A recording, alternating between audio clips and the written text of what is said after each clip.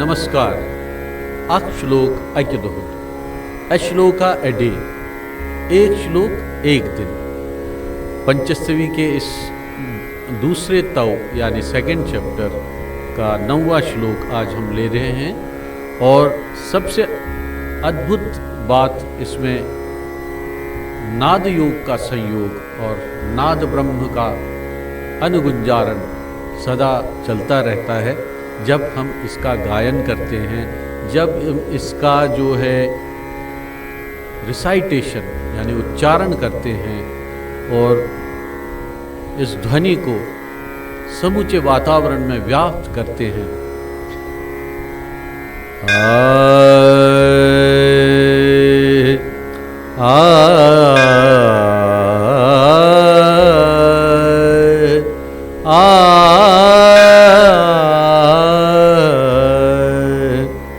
लक्ष्मी वशीकरण कर्मणि कामनी नामाकर्षण व्यतिकरेषु च सिद्धमन्त्रः।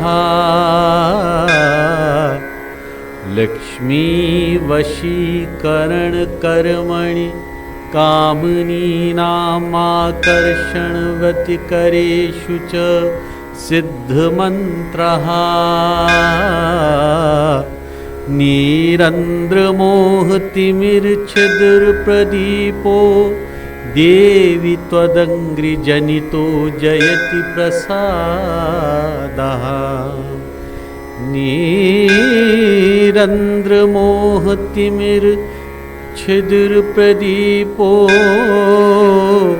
देवी त्वदङ्घ्रिजनितो जयति प्रसादः। अर्थात, हे देवी, लक्ष्मी को वश करने के काम में तथा सुंदर शक्तियों को अपनी ओर खींचने के उद्योग के काम में न चूकने वाले मंत्र रूप और बहुत ही घने मोह रूपी आणवमल अंधेरे को नाश करने के लिए दीपक रूप तुम्हारे चरणों से उपजा हुआ अनुग्रह जयशील हो। तो देखिए, ध्वनियों का जो विस्तार है, जो ध्वनियों का जो अर्थ रूप है, ध्वनि रूप है, वो कुछ इसी प्रकार का है। कहते हैं, देवी के चरणों का अनुग्रह प्राप्त करने से भोग तथा मोक्ष लक्ष्मी अवश्य प्राप्त होती है।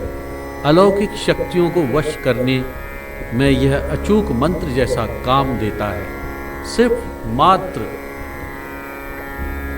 इसका गायन करना है, भक्ति से, मन से, अपने पूर्ण चेतन से। और इससे क्या होता है?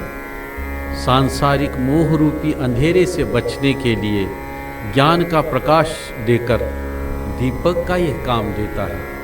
मतलब इतना अलौकिक अर्थ तो अर्थ, और इसका गायन कितना फलीभूत होने वाला एक अचूक साधन है और एक प्रेरणादायक स्रोत है।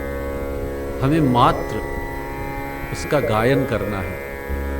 कहते हैं ना कि एक शिशु भी जब तक रोएगा नहीं, उसे माँ दूध भी कैसे पिलाएगी। बस पूरी प्रकृति का ये संसार जो है ऐसे ही चलता है, ऐसे ही चलायमान रहता है।